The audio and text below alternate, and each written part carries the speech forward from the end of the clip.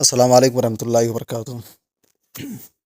الحمد للہ رب العالمین والصلاة والسلام علی رسول اللہ، اشہد ان لا الہ الا اللہ واشہد ان محمدا عبدہ ورسولہ، اما بعد۔ اعوذ باللہ من الشیطان الرجیم، بسم اللہ الرحمن الرحیم۔ لقد کان فی قصصہم عبرۃ لاولی الالباب۔ معزز سامعین کرام، اسلامی بھائیوں،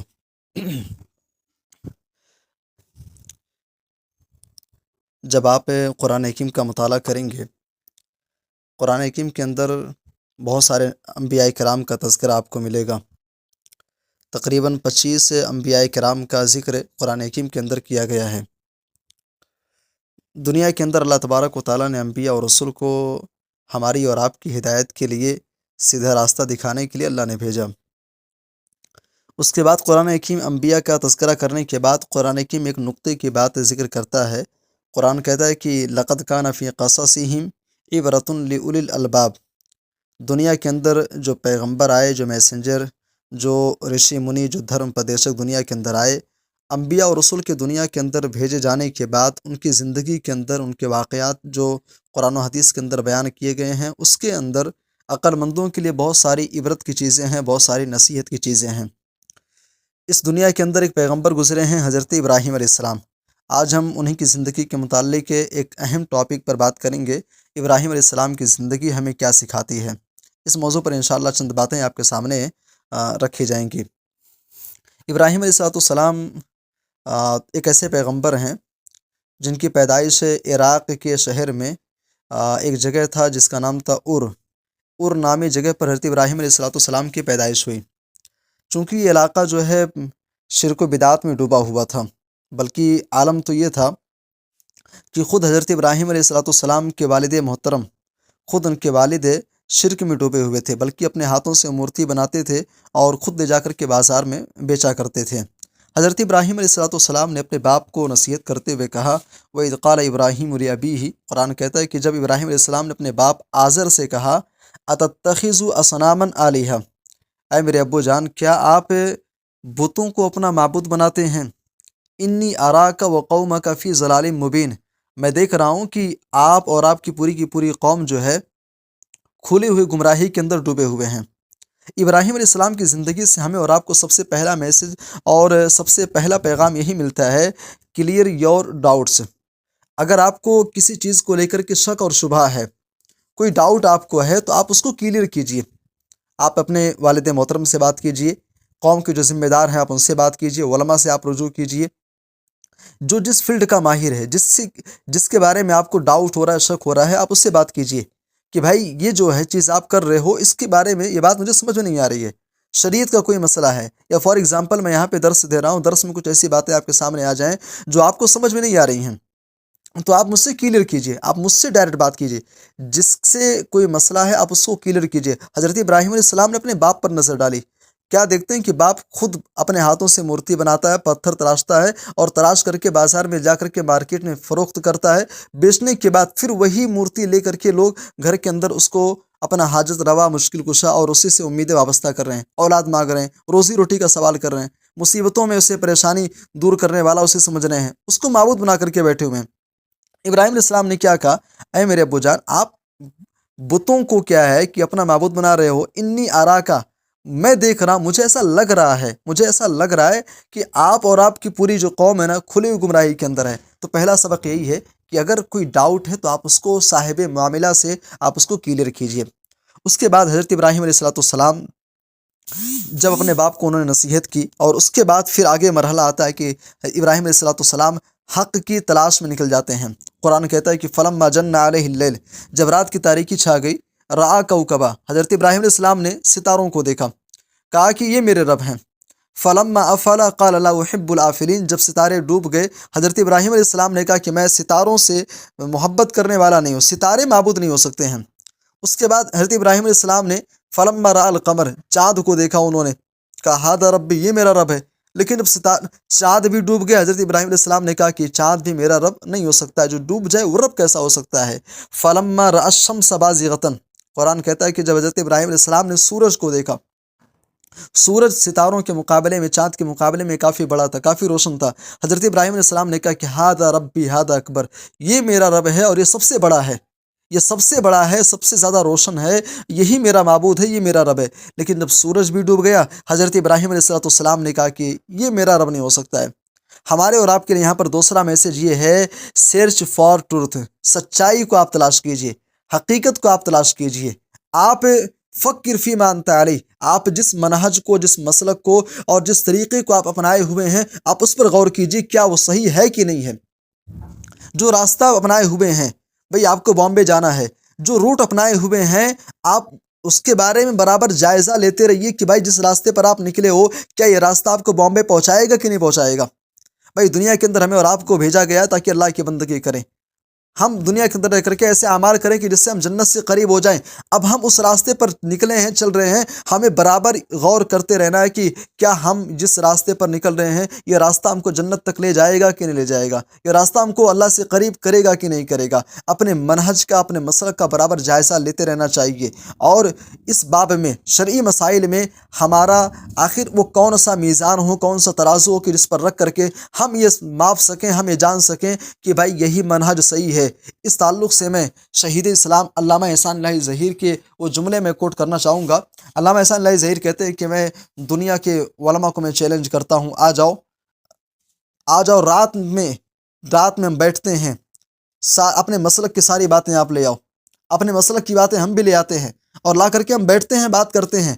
بات کرنے کے بعد پھر ہم یہ دیکھتے ہیں جس کا مسلک قرآن سے جس کا مسلک میچ ہوگا، حدیث رسول سے جس کا مسلک میچ ہوگا، وہی مسلک سچا مانا جائے گا، اور اس کے علاوہ جتنے مسالک ہیں سب کو ہم سائڈ میں رکھ دیں گے۔ بہرحال کہنے کا مطلب یہ ہے کہ سرچ فار ٹروتھ، سچائی کو آپ تلاش کیجیے، حق کی تلاش و جستجو ہونی چاہیے۔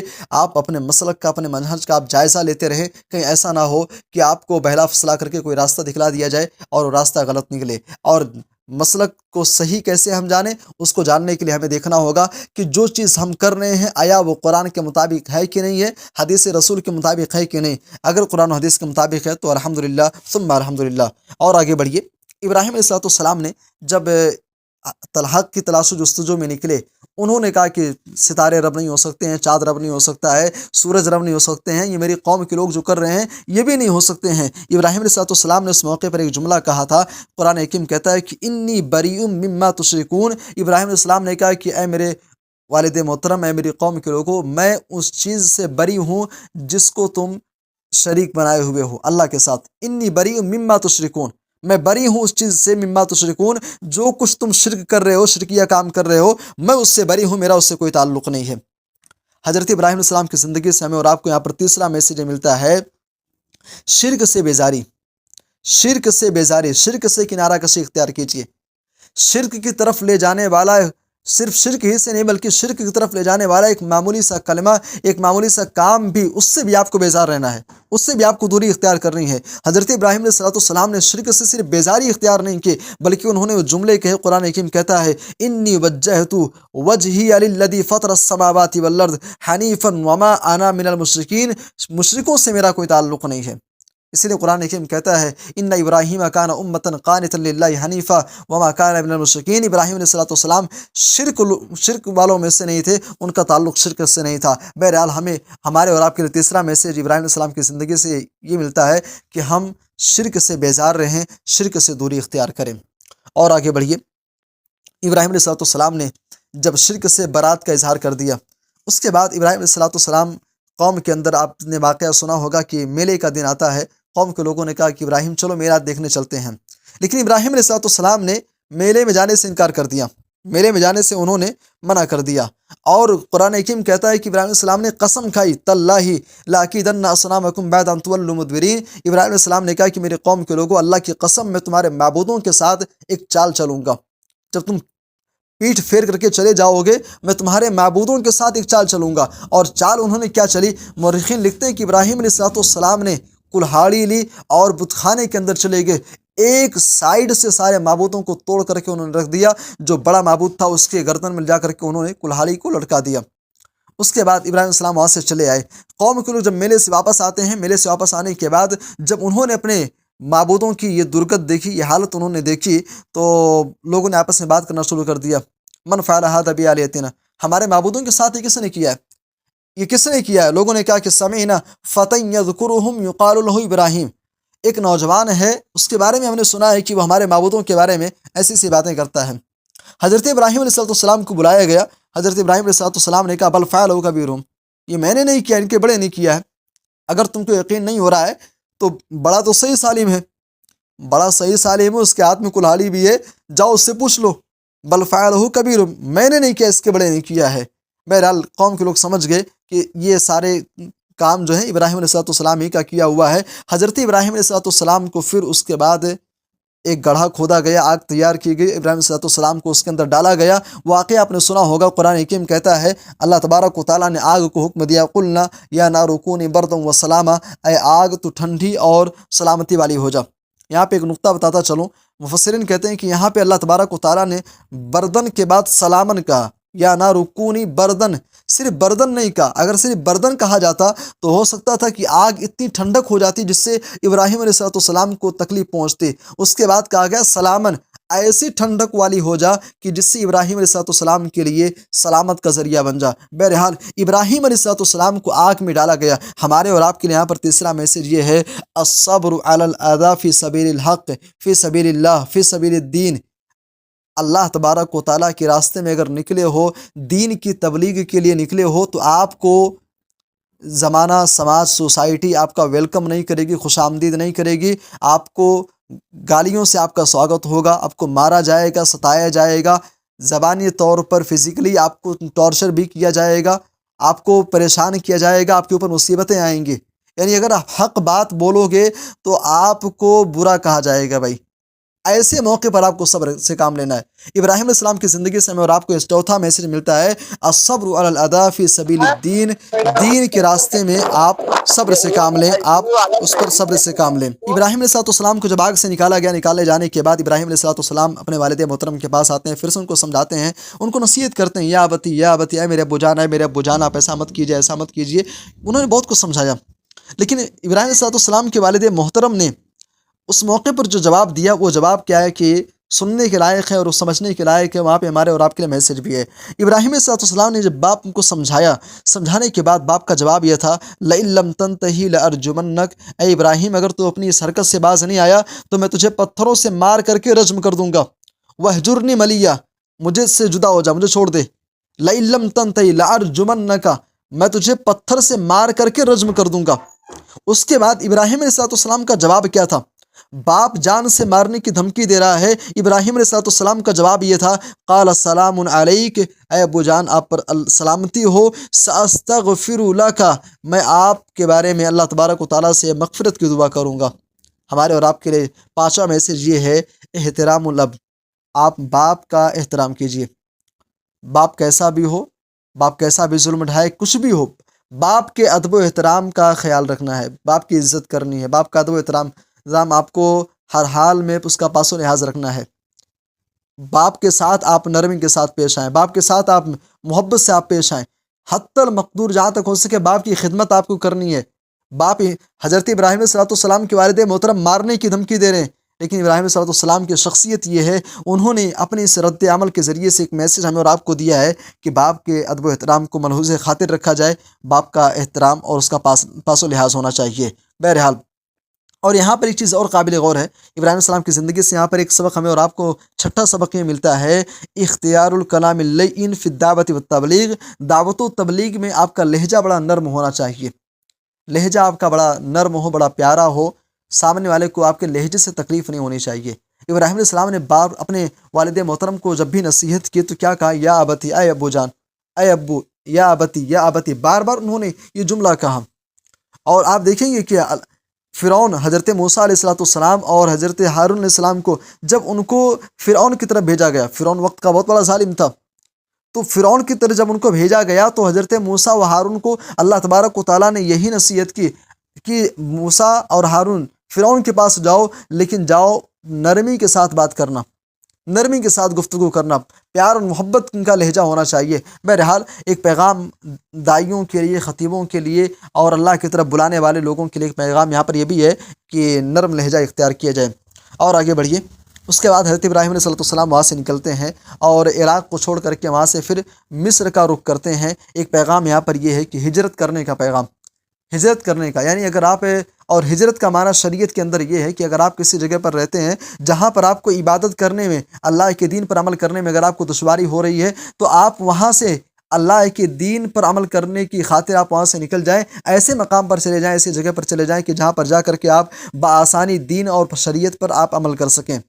یہ ہجرت کا معنی شریعت میں ہے۔ لیکن ہجرت کا معنی صرف یہ نہیں ہے بھائی، ہجرت یہ ضرور ہے کہ آپ اللہ کے دین کی حفاظت کے لیے آپ وطن چھوڑ کر کے کہیں اور چلے جائیں، لیکن ہجرت یہ بھی ہے کہ انسان گناہوں کی زندگی چھوڑ کر کے انسان نیکی کے راستے پر آ جائے، جھوٹ والی زندگی چھوڑ کر کے انسان سچائی کے راستے پر آ جائے، اس کا نام بے ہجرت ہے۔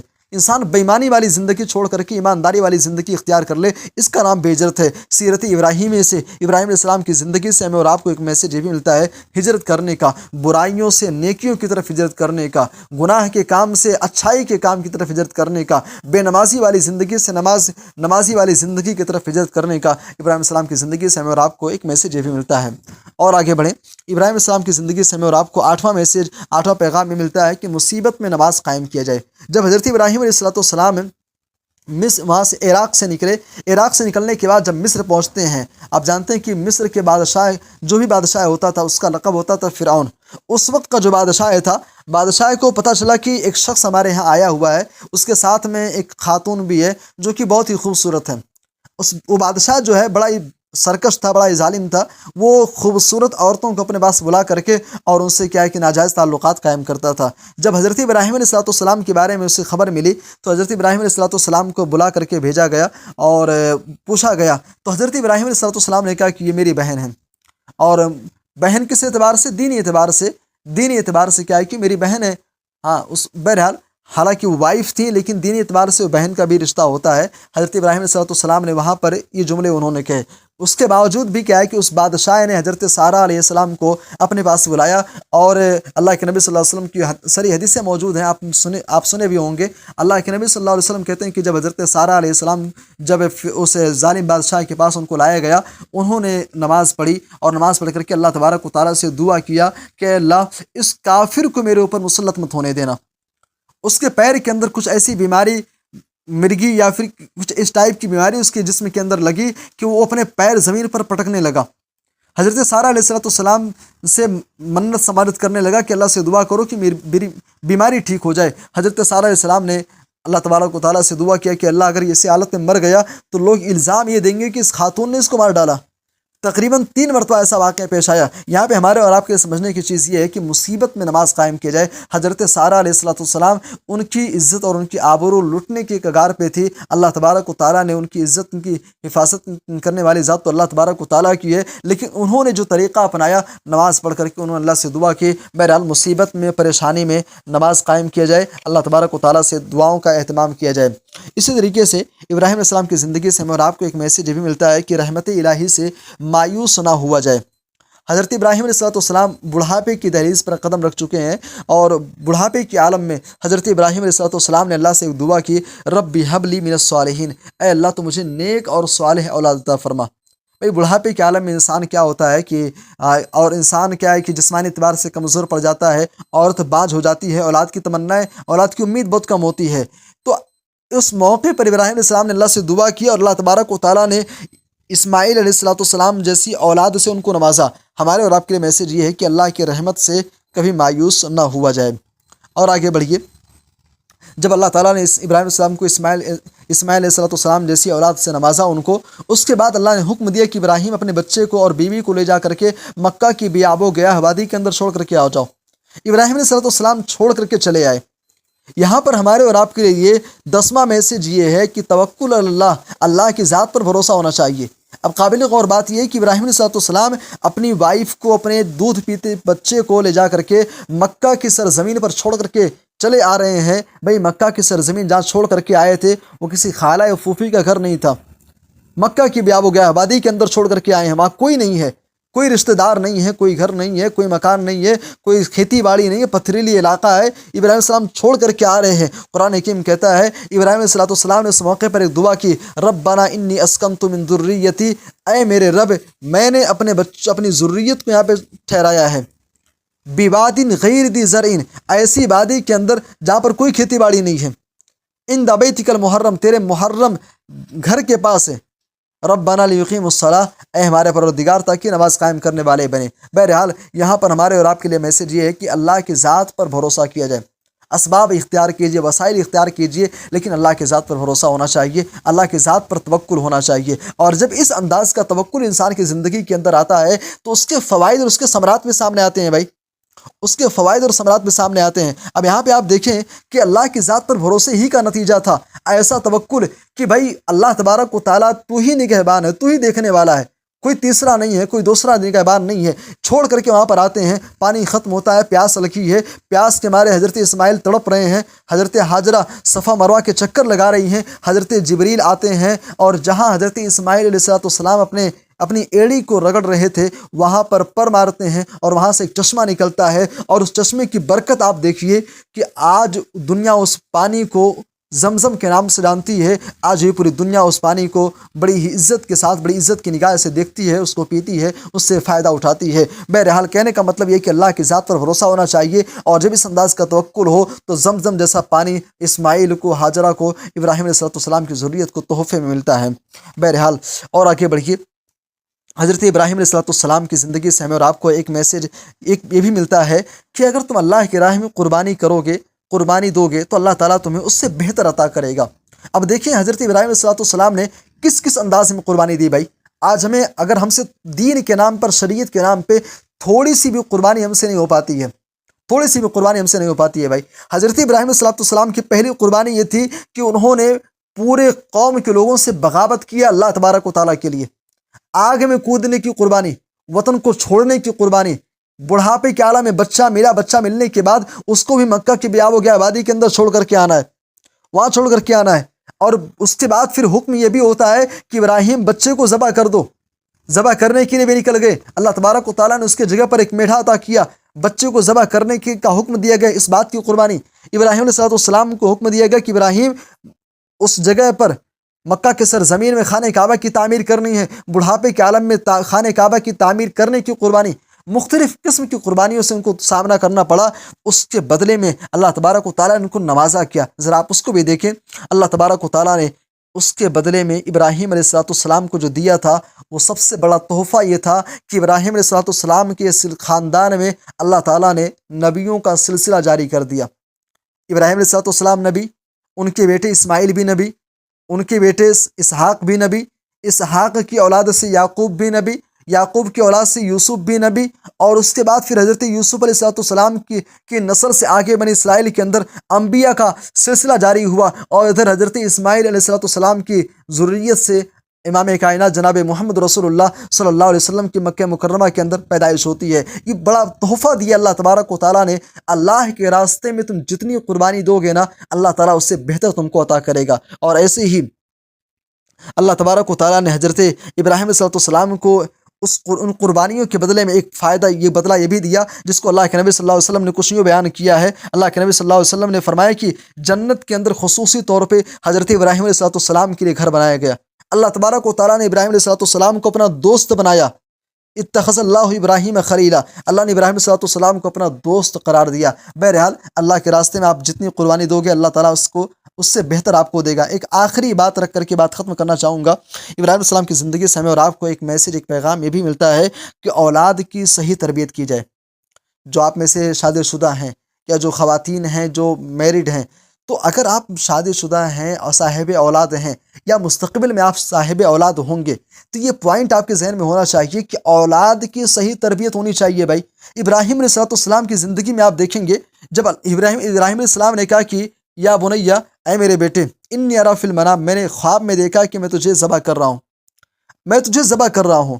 اب اسماعیل علیہ السلام کی وہ کون سی تربیت تھی کہ باپ کی ایک زبان کہنے پر بیٹا قربان ہونے کو تیار ہو گیا؟ بھائی یہ کون سی تربیت تھی؟ ظاہر سی بات ہے تربیت ہی کا اثر تھا۔